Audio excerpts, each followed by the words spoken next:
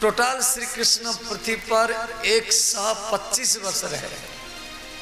11 वर्ष वृंदावन में ब्रज में राधा के पास,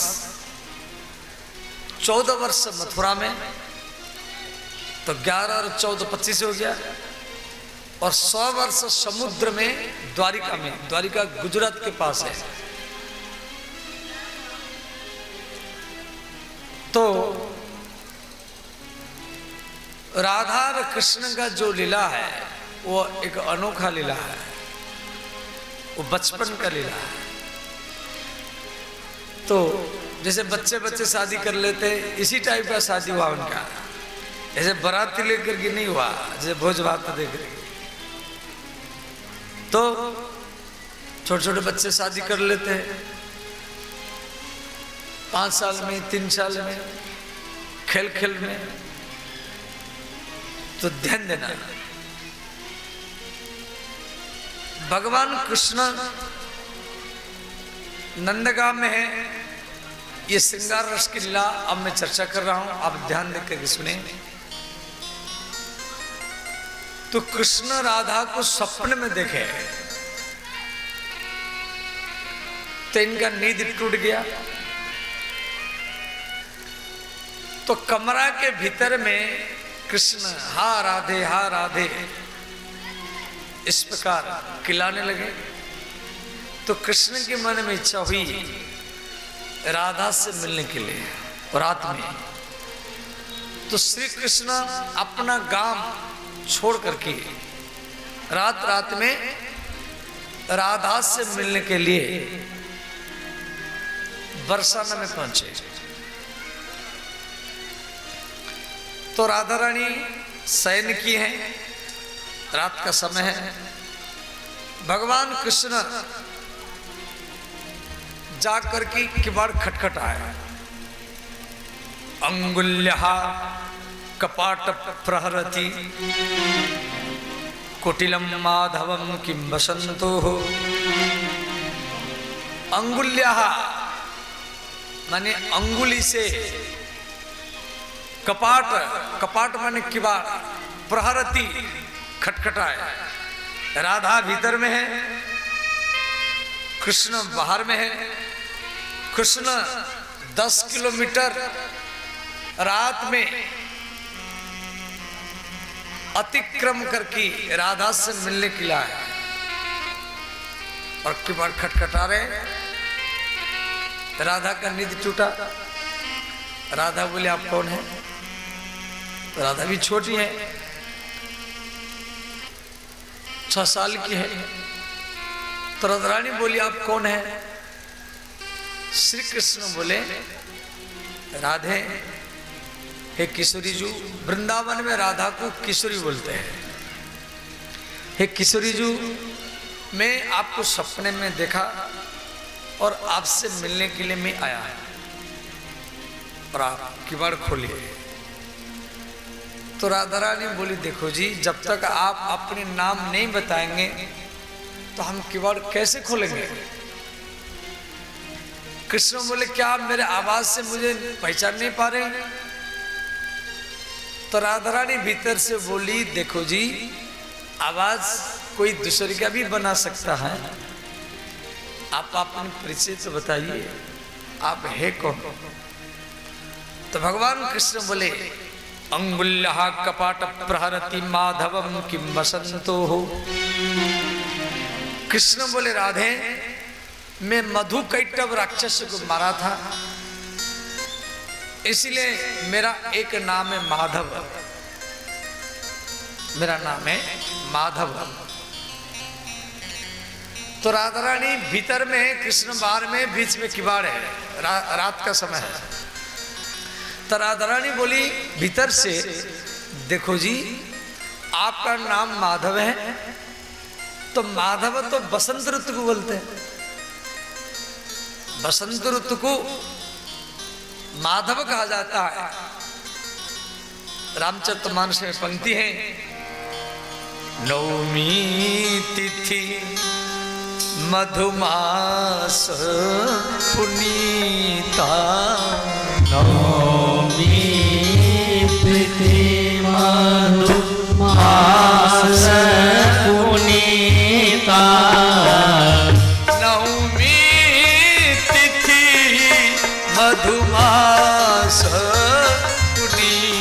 पुनीता नौमी तिथि मधु मास पुनीता।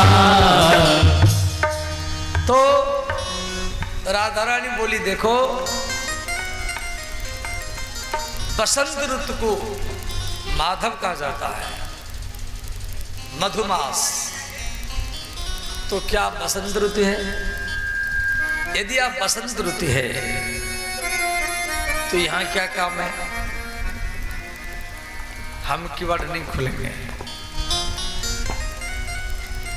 कृष्ण उदास हो गए, फिर किवाड़ खटखटाया, अंगुल्यः कपाट प्रहरति। तो राधा रानी बोली देखो जी आप बार बार किवाड़ खटखटा रहे हैं, अगल बगल में किसका नींद टूटेगा, वो क्या सोचेगा? रात का समय है। कृष्ण बोले राधे हम आपका वियोग सहन कर नहीं पाएंगे, आप किवाड़ खोलिए। राधा रानी बोली जब तक नाम नहीं बताएंगे हम किवाड़ नहीं खोलेंगे।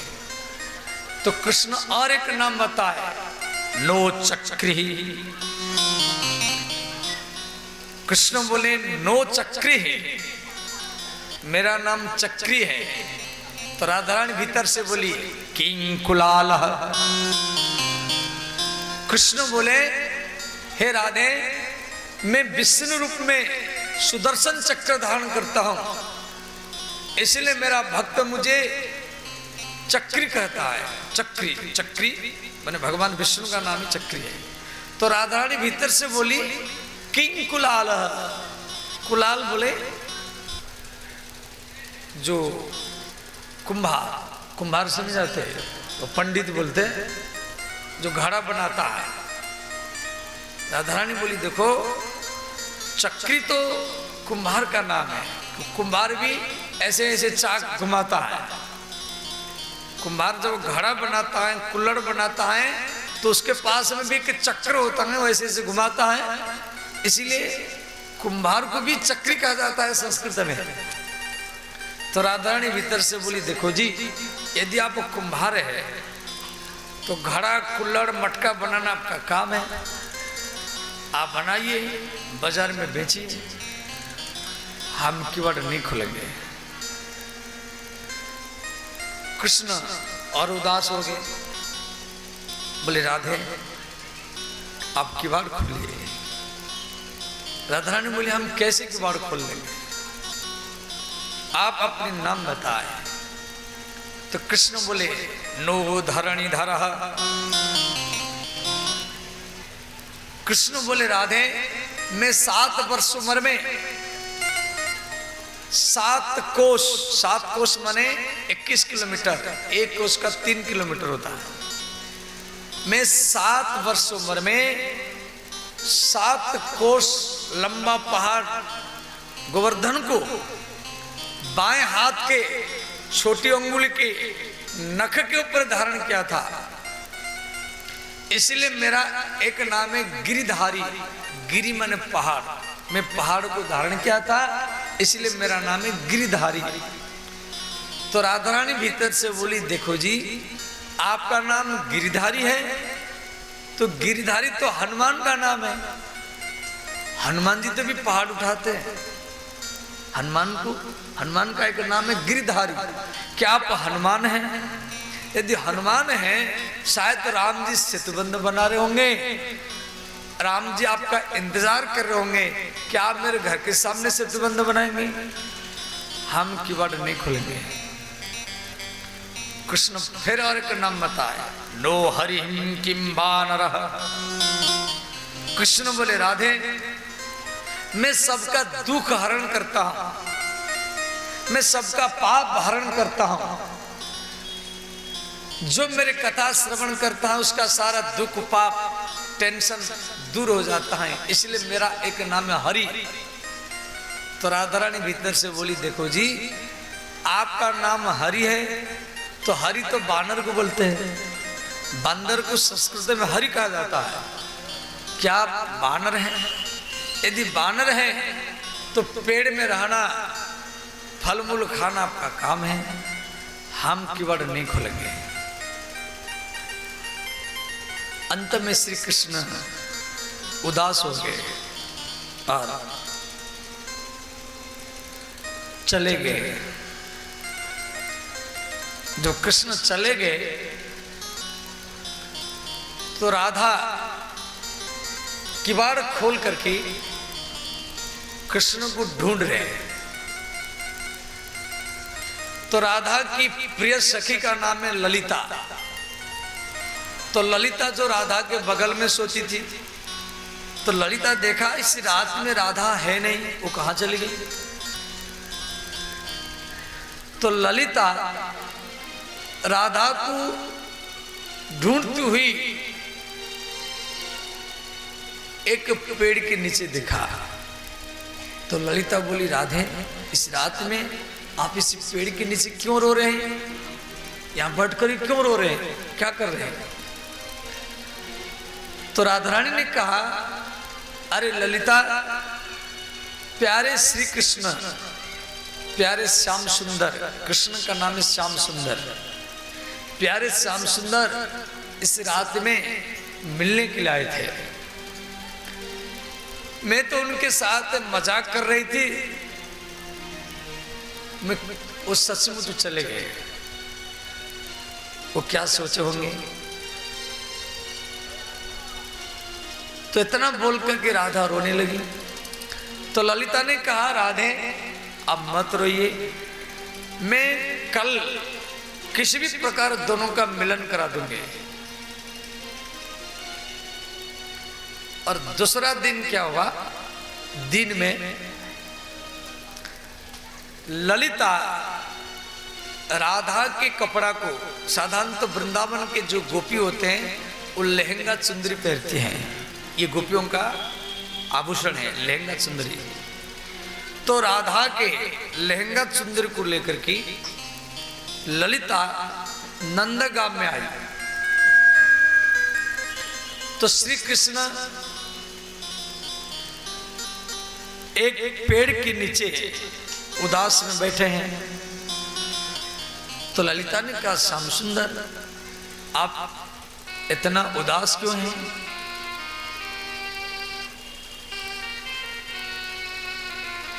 तो श्री कृष्ण रोने लगे। श्री कृष्ण बोले, ललिता कल रात में मैं राधा से मिलने के लिए गया, मैं रात भरी किवाड़ खटखट आया, परंतु राधा किवाड़ नहीं खोली। क्या मैं कुछ गलती किया हूं और राधा रानी किवाड़ क्यों नहीं खोली?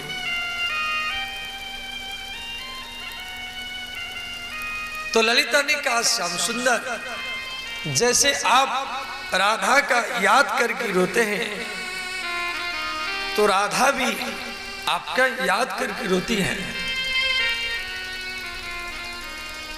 और रात भरी आपका याद करके पेड़ के नीचे रोती रहे। कृष्ण बोले, क्या राधा मेरा याद करती है? ललिता ने कहा, हाँ वो आपका भी याद करती है। राधा इसलिए किवाड़ नहीं खोली, राधा के महल में कोई पुरुष जा नहीं सकता, इसलिए उसका एक मर्यादा था, इसी कारण वो किवाड़ नहीं खोली।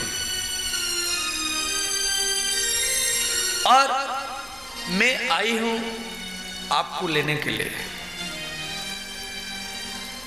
कृष्ण प्रसन्न हो गए। राधा की सबसे प्रिय सखी, प्रधान सखी आई है मुझे लेने के लिए, राधा से मिलन कराने के लिए। तो कृष्ण जाने के लिए तैयार हो गए। तो श्री ललिता सखी कृष्ण को साथ में लेकर के बरसाने की ओर जा रहे हैं। तो ललिता सखी कृष्ण को ट्रेनिंग दिया, प्रशिक्षण दिया, ये श्याम सुंदर राधा के महल में कोई पुरुष जा नहीं सकता, इसीलिए वो किवाड़ रात में नहीं खोली। तो कृष्ण बोले, फिर हम कैसे जाएंगे? तो ललिता ने कहा, मैं आपको प्रशिक्षण दे रही हूं, आपको ऐसे ही करना पड़ेगा। मैं आपके लिए कपड़ा लाया, ये लहंगा है, ये चुंदरी है, आप इसको पहन लीजिए। तो ललिता ने क्या की, कृष्ण को गोपी बनाई, कृष्ण के केस को बेड़ी बना दिया, काजर लगा दी, लहंगा चुंदरी पहरा दी। और कृष्ण तो ऐसे ही सुंदर है, और उनको कोई गोपी बना दे, उनको कोई स्त्री बना दे, और अच्छे सुंदर लगते तो ललिता ने कहा, श्याम सुंदर आप इतना अच्छे लग रहे हैं, कोई भी आपको पहचान नहीं पाएगा, परंतु आप किससे बातचीत मत करना। कृष्ण बोले बातचीत क्यों नहीं करेंगे? ललिता ने कहा, श्याम सुंदर आपके स्वरूप इतना सुंदर है, आपको कोई पहचान नहीं पाएगा, ये लड़का है या लड़की है, हर व्यक्ति आपको गोपी मानेंगे, परंतु यदि आप बात करने लगेंगे तो आवाज से पकड़ा जाएंगे। क्यों? एक स्त्री का आवाज एक पुरुष की आवाज में अंतर होता है। यदि आप वहां जाके गोपियों से बात करेंगे तो आवाज से पकड़ा जाएंगे, फिर जनता आपको पीटेगा। तो कृष्ण बोले फिर क्या करना पड़ेगा? ललिता ने कहा, आप किसी से बात मत करना और घूंघट लगाना, और मैं बोल दूंगी ये गूंगी है, ये बोलती नहीं है। तो इस प्रकार श्री ललिता सखी कृष्ण को गोपी बना करके और संध्या के समय में राधा रानी के महल में लाई। तो राधा के पिता वृषभानु ललिता को प्रश्न किए, अरे ललिता ये सखी कौन है? तो ललिता ने कहा, बाबा ये सखी नंदगाम की है, इसका नाम है श्याम सखी, और ये दूध दही बेचने के लिए बरसाने में आई थी, संध्या हो गई, इसलिए रास्ते में बैठ कर रो रहे थे, तो गांव को जा नहीं पा रहे, शाम हो गया, इसलिए मैं इसको ले आई हूं, और ये गूंगी है, ये बोलती नहीं है। तो वृषभानु बाबा बोले, चलो अच्छा किया, इसको खिलाओ पिलाओ, कल इसको लेके इसके गांव में छोड़ देना। इस प्रकार ललिता कृष्ण को गोपी बना करके राधा के महल में लाके छोड़ती है। बोले श्री राधा माधव भगवान की जय। तो राधा और माधव एक ही पलंग में शयन किए हैं, और पलंग में सब गुलाब के फूल बिछा हुआ है। तो श्री कृष्ण और राधा दोनों बात कर रहे हैं। तो कृष्ण बोले, राधे मैं कल रात भरी आपके महल के सामने खड़ा होकर के रोता रहा, किवाड़ खटखटाया, आप किवाड़ नहीं खोली। राधा रानी बोली, मेरी एक मर्यादा है, इसलिए मैं किवाड़ नहीं खोली। मैं ललिता को भेज करके और आपको गोपी बना करके अपना पास ही लाया। अब श्री कृष्ण बोले, राधे हम आपका श्रृंगार करेंगे और आप हमारी श्रृंगार करेंगे, और कौन अच्छा श्रृंगार करता है। तो राधा और कृष्ण में एक श्रृंगार का संग्राम हुआ, जो कौन किसको अच्छा श्रृंगार करता है। कृष्ण राधा को, राधा कृष्ण को, दोनों को काजर लगाए, दोनों के ललाट में पत्रावली, दोनों के कपोल का श्रृंगार किए, दोनों को कुंडल, मेहंदी और वस्त्र पहराए। उसके बाद में श्री राधा रानी कृष्ण को एक मोर पंख के मुकुट पहराने के लिए जा रहे हैं। क्यों? कृष्ण को मोर पंख के मुकुट बहुत प्रिय है, परंतु राधा रानी के हाथ कृष्ण पकड़ रखे। कृष्ण बोले राधे, ये मोर पंख के मुकुट तो मैं डेली पहनता, आप अपना चरण को मेरे मस्तक में रखिए। स्मर गरल खंडनम मम शिरसि मंडनम देहि पद पल्लवम उदारम। ये गीत गोविंद महाकाव्य में जयदेव कवि ने लिखा है। कृष्ण राधा के चरणों को, राधा को करे राधे आप अपना चरण को मेरे सिर पर रखिए। स्मर गरल खंडनम मम शिरसि मंडनम, मंडन माने मुकुट, देहि पाद पल्लवम, आप अपना चरण को मेरे मस्तक में रखिए और यही चरण मेरा मुकुट बनेगा। देखो भगवान कृष्ण मोर पंख के मुकुट क्यों पहनते हैं? संसार में मयूर एक ऐसा जीव है जो कभी भी मयूर से मिलने के लिए नहीं जाता है। यदि कोई प्रश्न करेगा इस संसार में कौन सा जीव है जो अपनी पत्नी से मिलने के लिए नहीं जाता है? पति पत्नी में शारीरिक संबंध नहीं होता है, तो मयूर और मयूरनी। वृंदावन में हर गांव में मयूर है। जैसे बिहार में कौवा है, ऐसे वृंदावन है। जहां से आपको मयूर दिखाई देगा समझ जाना वृंदावन आ गया। इतना मयूर है किसान की खेती में, परंतु कोई मार नहीं सकता। ऐसे तो मयूर राष्ट्रीय पक्षी है। और मयूरनी में यदि शारीरिक संबंध नहीं होता है तो उसका वंश कैसे बढ़ेगा? आकाश में बादल हो तो मयूर पंख उठा करके नाचेगा, तो उस समय उसके आंखों से आंसू निकलते हैं और जमीन पर गिरते हैं। तो मयूरनी उन आंसुओं को खा जाती है, वो कीड़ा से उसको खा जाती है। उससे मयूरनी का गर्भाधान हो जाता है, अंडा देती हैं, अंडा से बच्चे होते हैं। तो भगवान मोर पंख पहन करके समाज की शिक्षा दे रहे जब मैं जिस प्रकार मयूरनी से अलग है, उसी प्रकार मैं अनंत गोपियों के बीच में रहने पर भी इन गोपियों से अलग ही रहता हूं। ये उनका गुप्त संदेश है। इसलिए ब्रज में हर घर घर में मोर पंख आपको मिलेगा। तो श्री राधा कृष्ण के श्रृंगार लीला आप श्रवण कर रहे हैं। राधा कृष्ण के श्रृंगार लीला बहुत है। कभी हंस हंसिन बन करके, कभी तोता मैना बन करके, कभी राधा रानी, कभी श्री कृष्ण मनिहारी बन करके जाते हैं, कभी नट बन करके राधा के पास जाते हैं, कभी मणिहारी बन करके राधा को चूड़ी पहनाने के लिए जाते हैं, और कभी जोगी बन करके जाते हैं।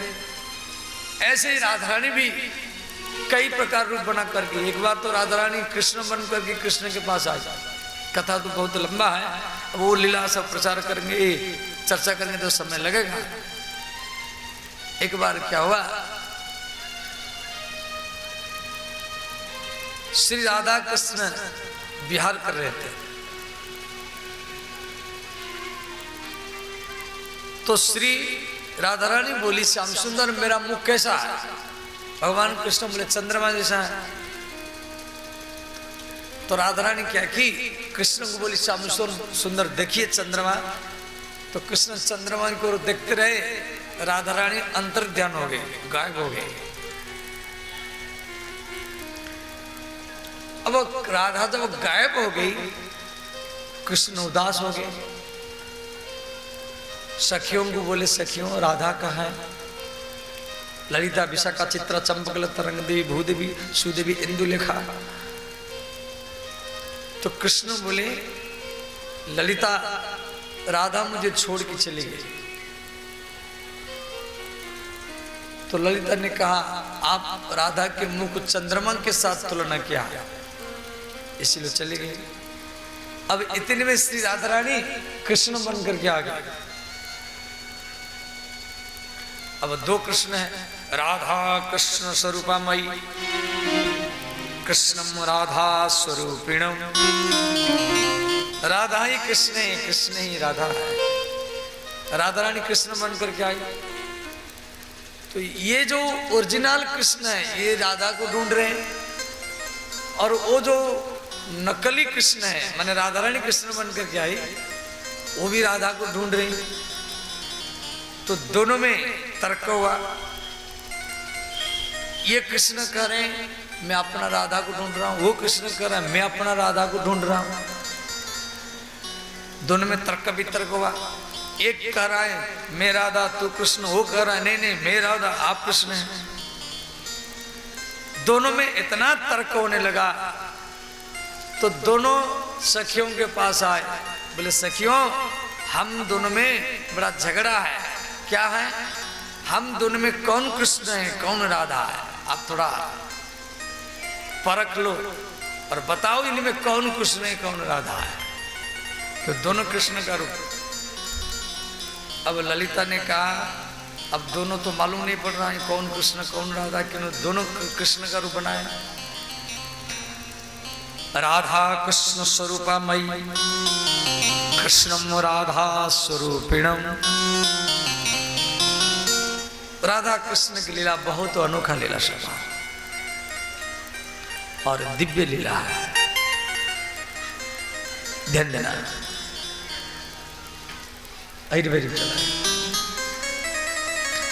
हेमंते प्रथमे मासी नंद ब्रज कुमारिका चेरुर्हविष्य भुंजना कात्यायनी अर्चन व्रतम। ध्यान देना।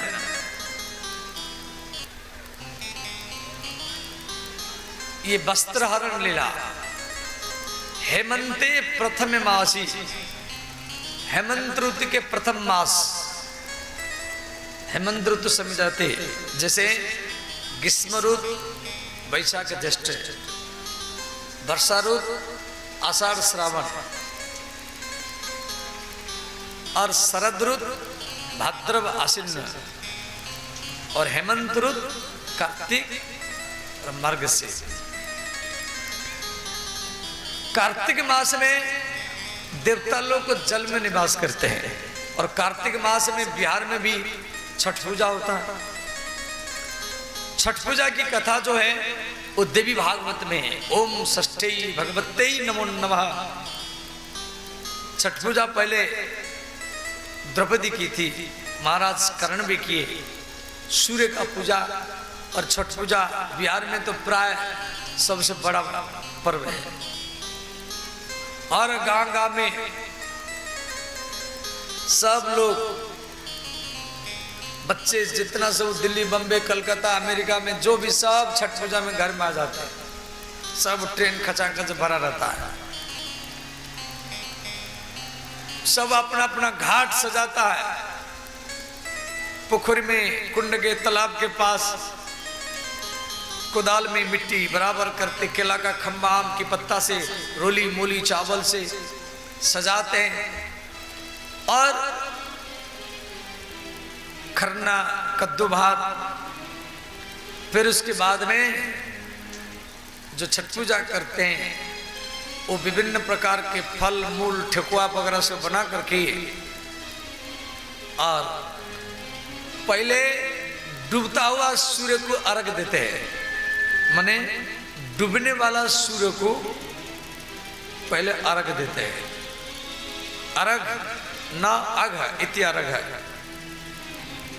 फिर रात के बाद उगने वाला सूर्य को अर्घ देते हैं। मैं तो देखा कई कई गांव में जो छठ पूजा करने रात भर खड़े रहते हैं जल में। और वो छठ पूजा की जो सूर्य है उसकी जो रश्मि उन प्रसाद में प्रवेश करते हैं और छठ पूजा के वो प्रसाद को जो पान करता है उसका सारा रोग भी समाप्त ही हो जाता है श्रोता। जिसको पुत्र नहीं है उसको पुत्र भी मिल जाता है। और ये छठ पूजा बिहार का सबसे बड़ा पर्व है और बिहार के लोग जहाँ रहते दिल्ली में, बम्बई में, कलकत्ता में, वो जहाँ जहाँ रहते हैं वही वही करते हैं। और ये बिहार का ही पर्व है और प्रांत में नहीं है, परंतु अब बिहार के लोगों को दिखा दे कि सब धीरे धीरे अगल बगल के झारखंड के लोग ही मनाते, कुछ कुछ बलिया वो इस साइड का लोग भी मनाते हैं। तो जैसे आप कार्तिक मास के शुक्ल पक्ष छठवीं, ऐसे श्रीमंतिनी ब्रजगोपियां हेमंते प्रथमे मासी, माने हेमंत ऋतु के प्रथम मास माने कार्तिक मास। कार्तिक मास में वो छठी मैया का अनंत रूप है, उसको दुर्गा बोलते हैं, कामाक्षा बोलते हैं, वैष्णव देवी बोलते हैं और मनसा देवी बोलते हैं और उसको वृंदावन में बोलते कात्यायनी। तो सारा गोपियां कृष्ण को पति के रूप में पाने के लिए पूरा महीना भरी व्रत करती थी। जैसे आप लोग 4-5 दिन करते हैं, ऐसे वृंदावन के गोपी कृष्ण को पति के रूप में पाने के लिए पूरा कार्तिक महीना व्रत करती थी। हविष्यान्न करती थी और जल में नहाती थी और भगवती माता कात्यायनी को वो स्तुति करती थी। कात्यायनी माने दुर्गा, काली। और ये श्लोक भी आप पाठ कर लीजिए, सब हाथ जोड़े, आंख बंद करें। भगवती माता दुर्गा महिषामर्दिनी, उसका ध्यान करें। ओम कात्यायनी महामाये, ओम कात्यायनी महामाये, ओम कात्यायनी महामाये, ओम कात्यायनी महामाये, महायोगिन अधीश्वरी, महायोगी अधीश्वरी, महायोगिन अधीश्वरी, महायोगी अधीश्वरी, नंदगोप सुतम देवी, नंदगोप सुतम देवी, नंदगोप सुतम देवी, नंदगोप सुतम देवी, पति में कुरुते नमः, पति में गुरुते नमः, पति में कुरुते नमः, पति में गुरुते नमः, ओम कात्यायनी नमो नमः, ओम कात्यायनी नमः, ओम भगवती नमो नमः, ओम भगवते नमो नमः, ओम दुर्गायै नमो नमः, ओम दुर्गायै नमो नमः। सब आँख खोले, ध्यान देना। ये सब श्रीमंतिनी ब्रजगोपियां, सब कुमारी कन्याएं भगवान कृष्ण को पति के रूप में पाने के लिए माता दुर्गा की पूजा करती थी। और पूजा के बाद में हर रोज ये विसर्जन स्नान करती थी, आवाहन स्नान और विसर्जन स्नान। और ये विसर्जन स्नान करते समय में अपना अपना कपड़ा को खोल करके यमुना के किनारे में रख देती थी और वस्त्रहीन होकर के नहाती थी। भगवान कृष्ण मन में सोचे, आज इनके वस्त्रों को मैं चोरी करूंगा। तो यमुना के किनारे में कदम्ब का वन है, सघन वन है, कदम्ब से कदम्ब, कदम्ब से कदम्ब, जैसे आम का बगीचा ऐसे ही कदम्ब का बगीचा। तो भगवान कृष्ण ने क्या किए, दूर से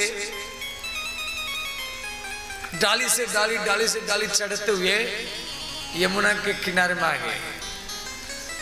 और गोपियां सब यमुना जल में नहा रही, कपड़ा को सब किनारे में रखा है।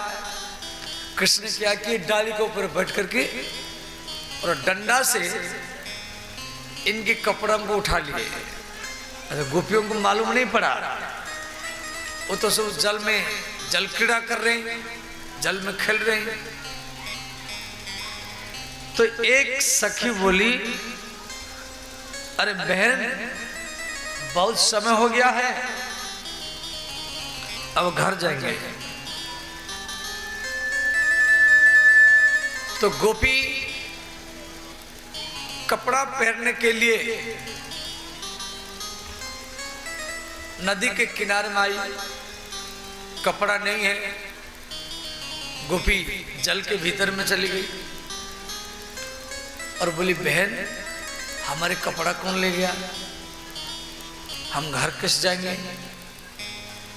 तो सब गोपी आकंठ मग्न, मन कंठ तक, यहां तक जल में अपने शरीरों को डुबा रखा है और यमुना जल में चारों तरफ देख रही हैं, मेरी कपड़ा कहां गया, कपड़ा कहां गया। एक गोपी का नजर कदम के डाली के ऊपर पड़ा। गोपी ने कहा,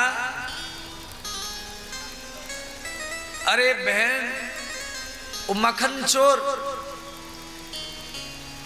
आज हमारी कपड़ा को चोरी किया है, देखो वहां डाली में बैठा है। दूसरी ने कहा, चोर मत बोलो, श्याम सुंदरम ते दास्यम, हे श्याम सुंदर हम आपकी दासी है, हमारी कपड़ा दे दीजिए, हम घर कैसे जाएंगे,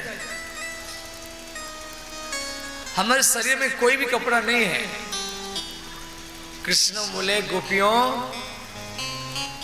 आप जल में कपड़ा पहन करके नहाना चाहिए, आप वस्त्रहीन होकर के क्यों नहाती हैं। और जल का देवता वरुण है, इसलिए मैं जान करके आज आपके कपड़ा में चोरी किया। गोपी बोली, हे कन्हैया हम आज के बाद में कपड़ा पहन करके नहाएंगे, अब हमारी कपड़ा दे दो। कृष्ण बोले, आज के बाद में कपड़ा पहन करके नहाना है। गोपी बोले, हम कपड़ा पहन के नहाएंगे, परंतु हमारी कपड़ा तो दे दो। कृष्ण बोले, यहाँ आओ, अपना अपना कपड़ा ढूंढो। गोपी बोले, हम यहाँ कैसे जाए, आप यहाँ कपड़ा रख कर यहाँ से चले जाओ। कृष्ण बोले, देखो आप यहाँ पर आइए, अपना कपड़ा ढूंढिए, यदि आप यहाँ नहीं आएंगे तो कपड़ा लेकर के मैं जा रहा हूं। अब गोपियां घबरा गई, ये सचमुच कपड़ा लेकर के भाग जाए तो हम घर कैसे जाए। तो अंत में गोपियां लज्जा शर्म को त्याग करके श्री कृष्ण के पास आई। श्री शुकोवाच, भगवान हताभिक्ष शुद्ध भाव प्रसादितः स्कंद निधाय वासांसी प्रीतः प्रवाच सस्मितम। श्री सुखदेव जी कह रहे हैं परीक्षित को, राजन भगवान हताभिक्ष, भगवान गोपियों के शुद्ध भाव को देख करके उनके कपड़ा दे दिए। अब ध्यान देना, भगवान ने ये लीला क्यों किए। गोपी, गोपी का अर्थ है गोभी ही इंद्रिय ही कृष्णम रसम पीबती थी। गोपी, गो माने इंद्रियां, पी माने पीना।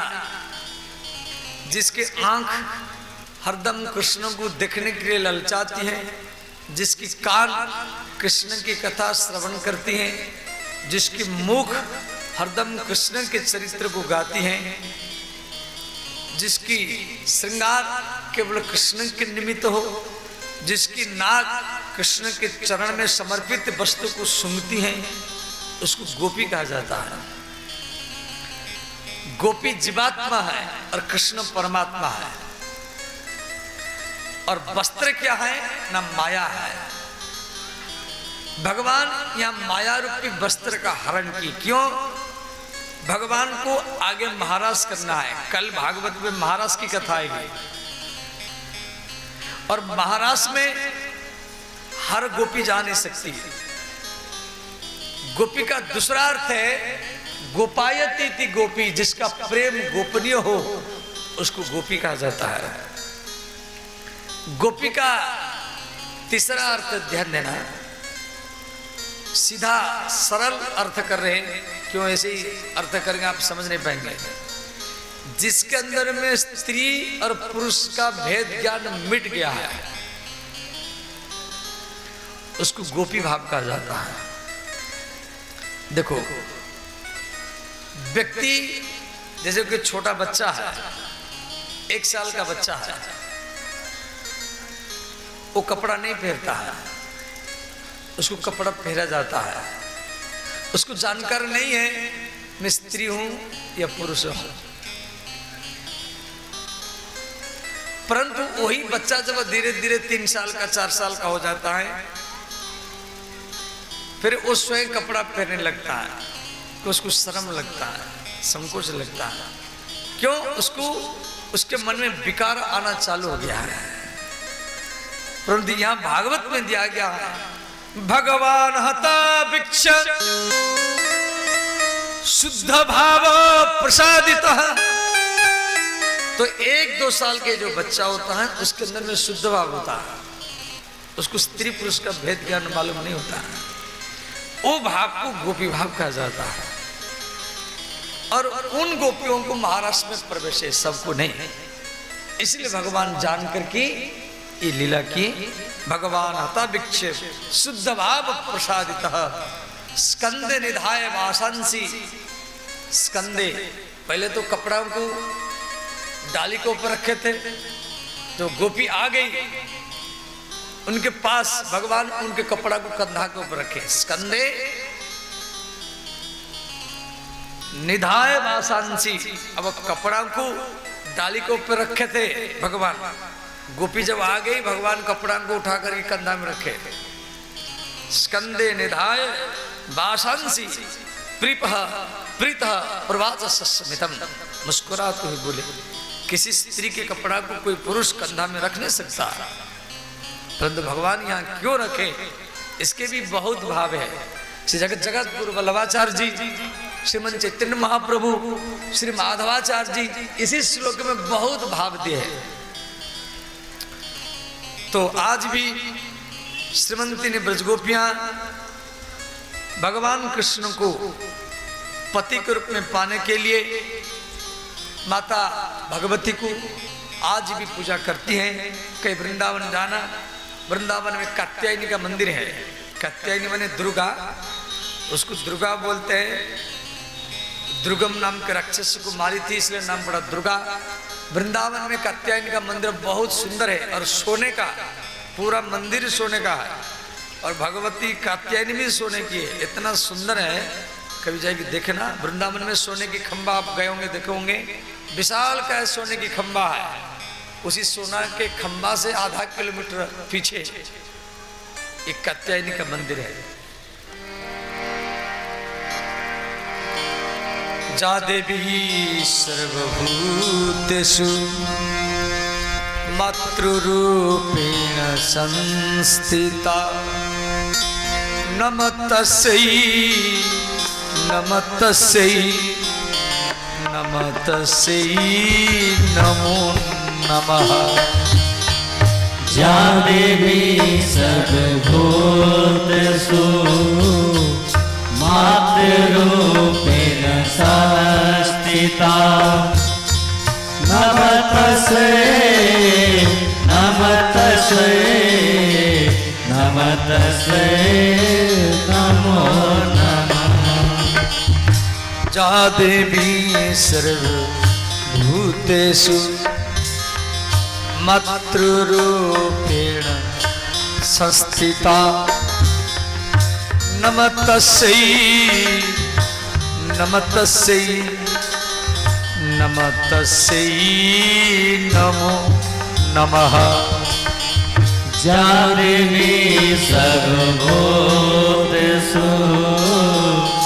आत्मरूपेण संस्थिता नमस्तस्यै नमस्तस्यै नमस्तस्यै नमो नमः। इसी श्लोक में 5 बार नमः शब्द आया है।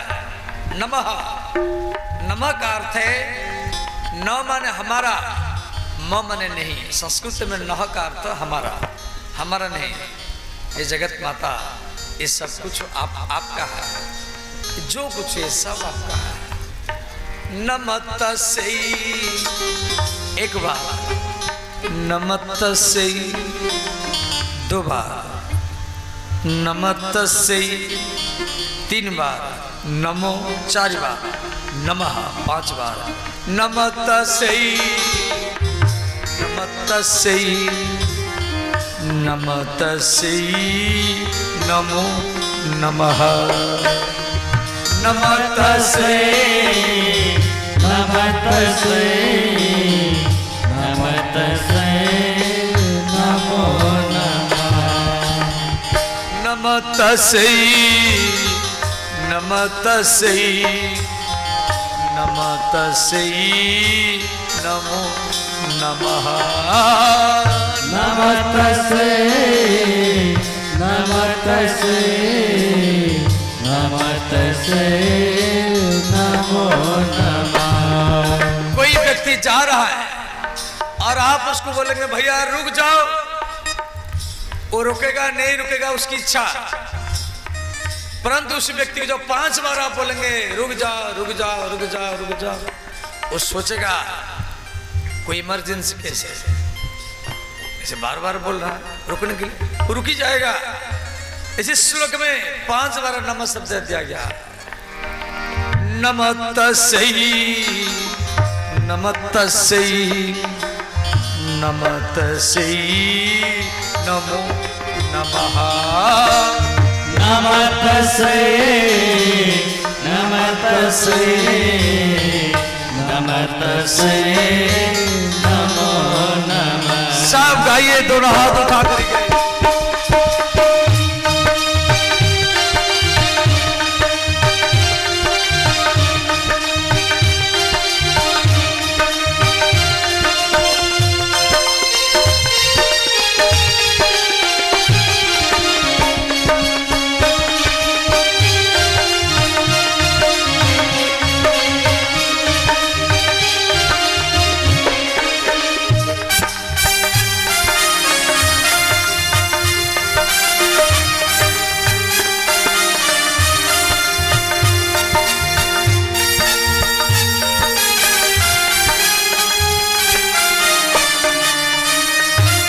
गाइए, दोनों हाथ उठा कर गाइए।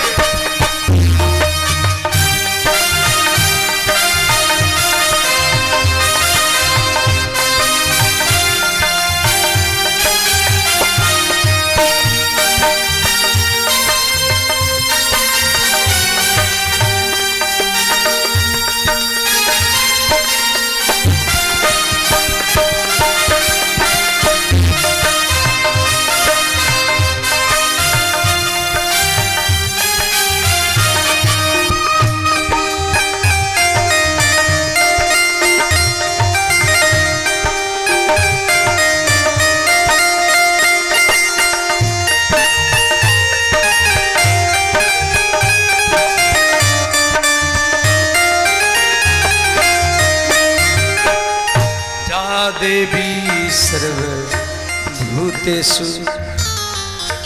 शक्तिरूपेण संस्थिता नमस्तस्यै नमस्तस्यै नमस्तस्यै नमो नमः।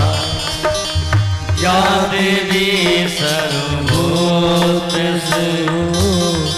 शक्तिरूपेण संस्थिता नमस्तस्यै नमस्तस्यै नमस्तस्यै नमो नमः। नमः तस्मै, नमः तस्मै नहीं, तस्मै शब्द तभी होता यदि पुल्लिंग होता। सह तौ ते तम तौ तान तेन ताभ्यम ते ही तस्मै चतुर्थी एक वचन में, परंतु स्त्रीलिंग है।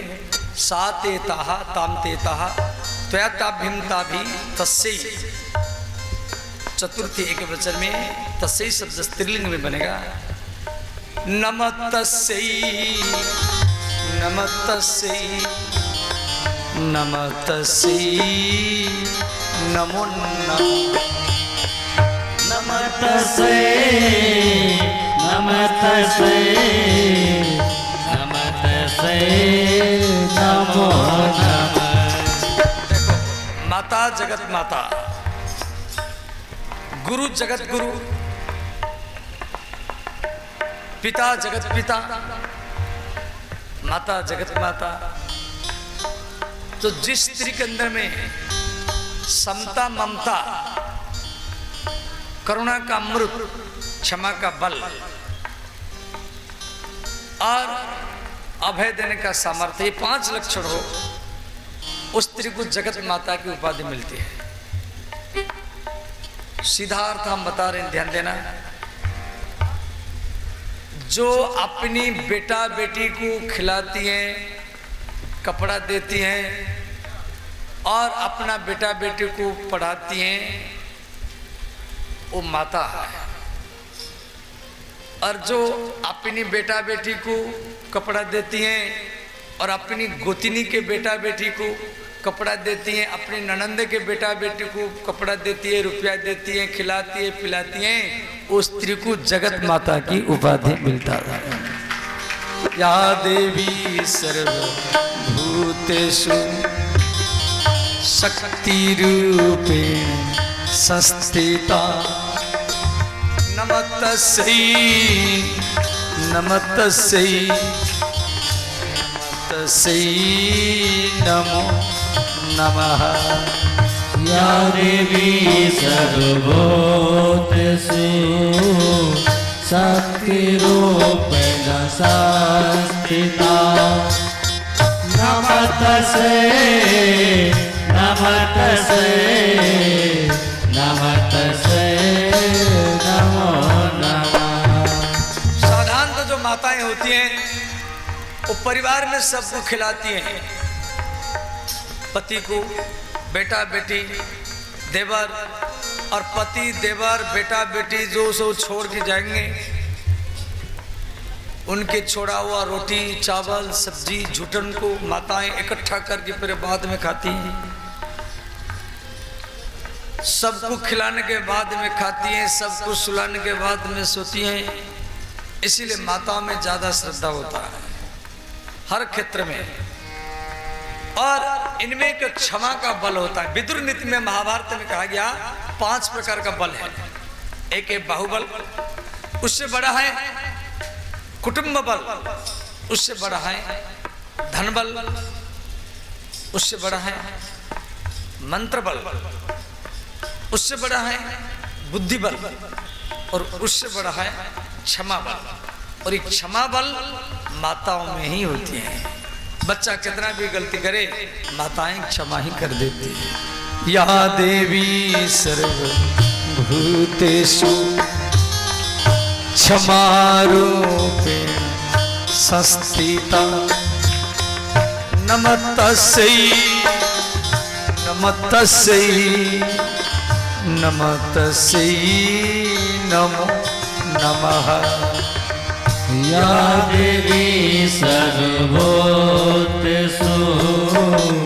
क्षमा रूपेण संस्थिता। नमस्तस्यै नमस्तस्यै नमस्तस्यै नमो। हर हर महादेव।